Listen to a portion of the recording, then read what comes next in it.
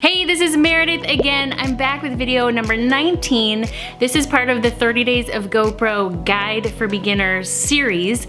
And today I'm going to be talking about Protune. And a quick reminder, if you haven't grabbed that GoPro Settings Cheat Sheet from back in video number 1, you can do that at the end of this video. I'll link to it just in case you missed that. So let's talk about what Protune is and what it does and why you might want to use it on your Hero 5 Black. Protune gives you more control over the settings of your camera. So we're talking about things like shutter speed, ISO or ISO, depending on how you say it, and white balance, color, and things like that. So by default, Protune will be turned off, which means the GoPro is basically operating in auto mode. And with Protune on, it's kind of like you're flipping that camera switch into manual mode, where you can actually change the settings and not rely on the camera to do everything for you. And if you're familiar with basic photography, then this should be a breeze for you, and if you're not, honestly, you might just want to keep your GoPro in auto mode. Now, although I love photography and I love learning photography, but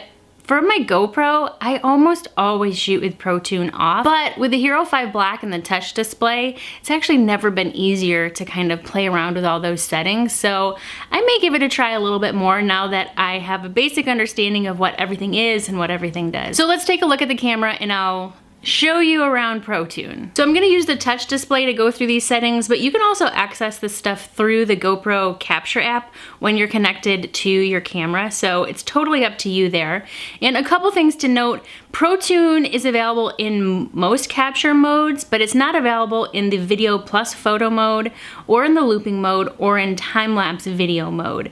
So you have regular video mode, photo mode, burst, time-lapse, and time-lapse photo. That's where you'll be able to use Protune. So let's take a look at the first one here, which is color. This allows you to adjust the color profile of your video, and you have two options. You have GoPro color, which is the default, and then you have flat. So with GoPro color on, the GoPro is gonna color correct your image for you, just like it does when Protune is turned off. And flat will give you a more neutral look that you will later need to color correct when you're editing. So this would be good if you're shooting a film or you're capturing footage on multiple different cameras and devices, and you need to be able to match the color that you shoot on your GoPro with the color from those other devices. Flat color is definitely something that cinematographers would use if they're shooting on a GoPro, because you have a lot more control when you're editing. So if you don't plan on doing any color grading and color corrections when you're editing your footage, you probably want to just keep GoPro color on. And then white balance lets you adjust the color temperature. So by default, it's on auto, but if auto's not cutting it for you, you have the range of options here, including native. So in native, it really doesn't adjust the temperature at all, or it just does it very minimally. And again, with the color setting, then you can adjust your temperature when you're editing. And then there's the ISO or ISO. So this should be pretty familiar to you if you've ever used a camera before. The ISO is gonna set the sensitivity to light that the camera's sensor has. So the less light you have when you're shooting, the higher your ISO number needs to be. And then the more light you have when you're shooting, the lower that ISO needs to be, because that sensor needs to be less sensitive to light. And in general, if you're going to play with the ISO on the GoPro, you want to have the lowest number that you can get away with and still have a great quality image. At the higher numbers, the image is gonna tend to be a little bit grainy and just lose some quality. So light is amazing. Every camera, including GoPro, just works better with lots of light and then at a lower ISO. So opening the ISO menu, you have a range of 400 up to 6400. So 400 would be great for anything outside where the sun is shining and the sky is clear and it's just a regular daylight kind of a day. And when you set the ISO, the camera is actually setting it as a maximum limit. So that means the camera will automatically adjust as you're shooting, but it won't adjust up past that limit that you set. Now, if you open up the shutter speed menu and select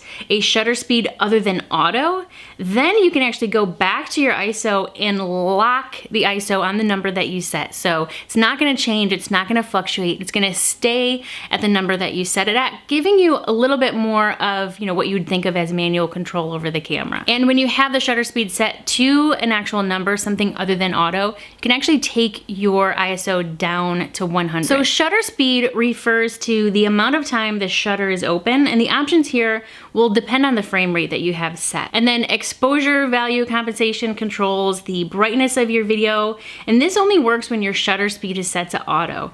Sharpness controls the sharpness, obviously, and the default on that one is set to high. And then you have audio controls, which allow you to capture a separate audio file along with your video. The default setting here is off, which doesn't mean that your audio is off. It just means that it's not gonna capture that extra audio file for you. And then hitting reset will, of course, just set your Protune settings back to the default settings. So I wish I could go deeper on some of those Protune settings, but I don't really have a 100% full understanding of them because I haven't really played with Protune a whole bunch. If you're familiar with ISO and shutter speed and exposure compensation, exposure value compensation, all that stuff, by all means, open up Protune and play with it. Even if you're not familiar with that stuff, open it up, play with it. You're not gonna hurt anything. I mean, you can turn Protune off anytime you want and just let the camera go on auto. So typically that's where I'm at, is on auto. And if this video is helpful for you, be sure to give it a thumbs up and let me know in the comments, do you usually shoot with Protune on, or are you more of an auto person like I am? Oh, and don't forget to grab my GoPro Settings Cheat Sheet. I'll link to it now, or you can hit the link below, and I will see you tomorrow. Bye.